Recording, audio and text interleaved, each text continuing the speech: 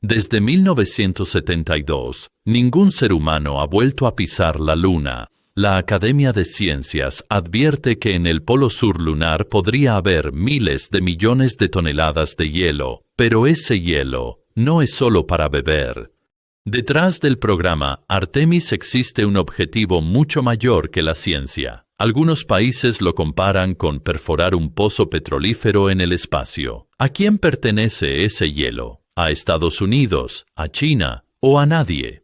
A veces, los mayores secretos se ocultan dentro de lo más familiar. Esa esfera de luz blanca que contemplamos cada noche, la Luna, ha formado parte de la historia humana durante milenios. Poetas la han cantado, científicos la han estudiado, niños la han mirado, soñando despiertos. Pero ahora, a mediados del siglo XXI, la Luna vuelve a ser el centro de atención. Y esta vez, no es por la poesía. El programa Artemis de la NASA es el proyecto espacial más costoso y complejo jamás diseñado para devolver a los humanos a la Luna. Muchos se preguntan, ¿por qué ahora? ¿Por qué precisamente el Polo Sur? ¿Por qué tanta urgencia? La respuesta es, el hielo. Y esa respuesta tiene la fuerza necesaria para transformar radicalmente la política, la economía y el derecho mundiales. Durante décadas, los científicos creyeron que la Luna era completamente árida. Las rocas traídas por los astronautas del Apolo estaban secas, sin rastro de agua. Por eso, la Luna era considerada un desierto sin vida. Pero en 2009, todo cambió. La misión L-CROSS de la NASA impactó deliberadamente un cohete contra el cráter Cabeus, en el polo sur lunar. El objetivo era simple: analizar el polvo, examinar su composición química.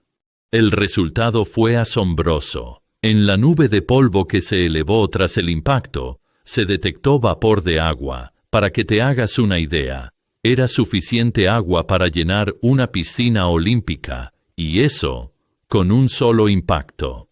En los años siguientes, el orbitador LRO de la NASA trazó mapas mucho más detallados. En el polo sur lunar existen cráteres de enormes dimensiones. Shackleton, Howard, Noble son cavidades profundas donde la luz solar jamás penetra, con temperaturas que descienden hasta los 200 grados bajo cero.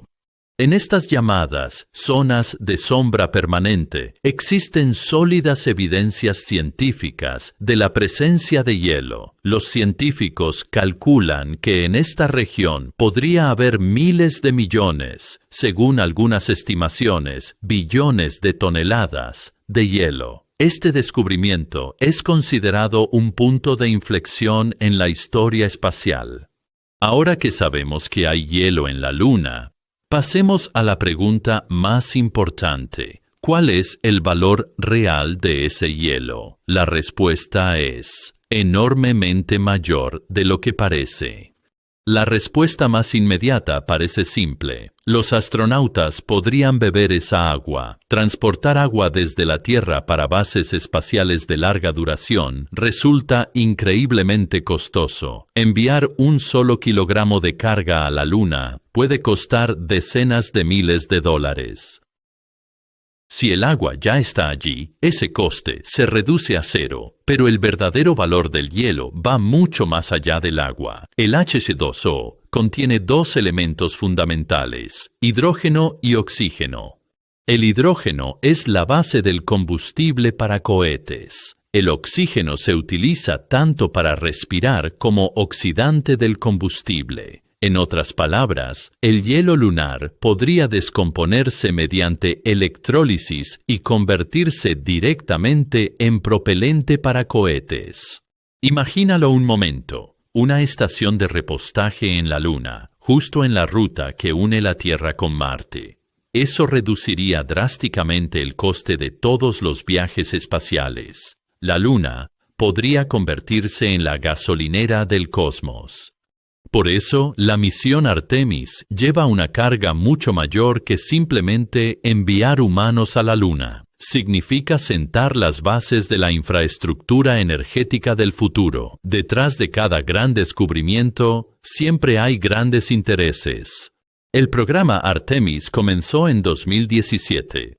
Su objetivo: devolver a los humanos a la Luna, y además, por primera vez, una mujer astronauta pisará su superficie. Pero si analizas en profundidad los documentos del programa, encuentras algo muy revelador.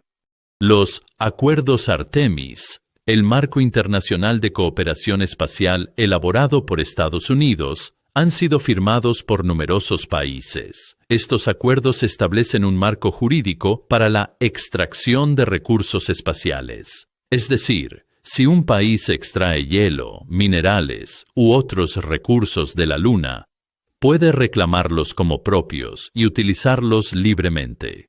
Este asunto es extraordinariamente controvertido. El Tratado del Espacio Ultraterrestre de 1967 establece que la Luna no pertenece a ningún estado, pero extraer sus recursos, ¿acaso eso también está prohibido? Para aprovechar ese vacío legal, la NASA impulsó en 2015 la aprobación de una ley en Estados Unidos, la Space Act. Esa ley autoriza a ciudadanos y empresas estadounidenses a extraer y comercializar recursos espaciales de forma legal. Esto es, en esencia, la privatización del cosmos. En esta disputa jurídica que avanza sin conflicto armado, el control sobre los yacimientos de hielo es el recurso más valioso del futuro. Empresas privadas como SpaceX y Blue Origin ya son parte de estos planes. La alianza entre los gobiernos y el capital privado tiene una relevancia histórica sin precedentes. Estados Unidos no está solo en esta carrera. La República Popular China ha consolidado su posición como potencia espacial a una velocidad vertiginosa. En 2019, la Chang'e 4 completó el primer alunizaje de la historia en la cara oculta de la Luna. En 2020, la misión Chang'e 5 recogió muestras de la Luna y regresó con éxito a la Tierra. China y Rusia han anunciado la construcción conjunta de la Estación Internacional de Investigación Lunar, precisamente en el Polo Sur. Este proyecto es un rival directo de Artemis. Para Rusia, la situación es más compleja. La misión Luna 25 terminó en fracaso en 2023. La sonda se estrelló contra la superficie lunar. Sin embargo, Rusia no tiene intención de abandonar sus inversiones en este campo. Surge entonces una pregunta inevitable. ¿Se está librando una especie de carrera por el territorio en el polo sur de la Luna? Muchos expertos así lo denominan. El primero en llegar es el primero en construir y el primero en explotar. Aunque el derecho internacional aún no permite reclamaciones formales de propiedad sobre esa zona, la presencia física genera sus propios derechos de facto. Si un país construye infraestructura en esa región, esa infraestructura crea por sí sola una legitimidad implícita. Esto es, en definitiva, una versión de la Guerra Fría trasladada al cosmos. India también se ha convertido en un actor relevante en esta carrera. La misión Chandrayaan-3 aterrizó con éxito en el Polo Sur lunar en 2023. Eso colocó a India en una nueva categoría, la de las grandes potencias espaciales. En este punto, quisiera detenerme a reflexionar. Si en la Luna hay en realidad miles de millones de toneladas de hielo, ¿a quién pertenece? ¿Quién tiene derecho sobre los recursos de ese cuerpo celeste que se supone es un patrimonio común de la humanidad?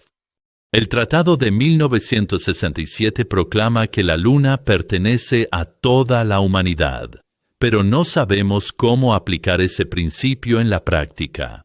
El Comité de la ONU para el Uso Pacífico del Espacio Ultraterrestre lleva años debatiendo sin dar pasos concretos.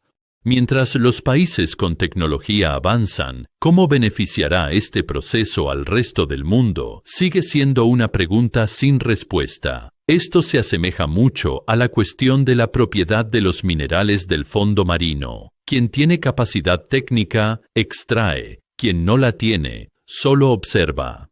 Cuanto mayor es el valor político y económico del hielo lunar, más urgentes se vuelven estas preguntas éticas. Juristas, filósofos y políticos sostienen posiciones contradictorias sobre este asunto. La humanidad del futuro vivirá las consecuencias de las decisiones que se tomen hoy.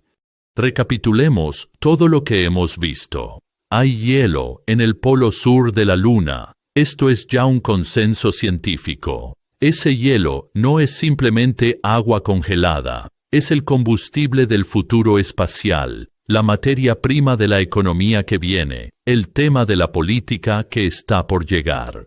La misión Artemis busca enviar humanos a la Luna, pero es también, al mismo tiempo, un movimiento estratégico de posicionamiento. La base lunar polar planificada por la NASA, los sistemas de extracción de hielo, la infraestructura para la explotación de recursos. Todo esto responde a una estrategia económica calculada con precisión. La era de la exploración romántica quedó muy atrás. China, Rusia, Europa, India, todas forman parte de este juego. El polo sur de la Luna se ha convertido en uno de los escenarios geopolíticos más críticos del siglo XXI. Esta carrera sobre el hielo no es más que el reflejo proyectado al cosmos del poder que se disputa aquí, en la Tierra. ¿Qué opinas tú? ¿Los recursos lunares pertenecen a toda la humanidad o a quienes sean capaces de descubrirlos y explotarlos? Escríbelo en los comentarios. Tu opinión es fundamental para que este tema siga creciendo. Ya se está preparando el próximo video sobre la política invisible del cosmos. Si este video te ha parecido fascinante, suscríbete al canal. Hasta el próximo video. Levanta la vista, mira al cielo. Porque esa luna que parece tan simple es el escenario de una conversación mucho más compleja de lo que jamás imaginaste.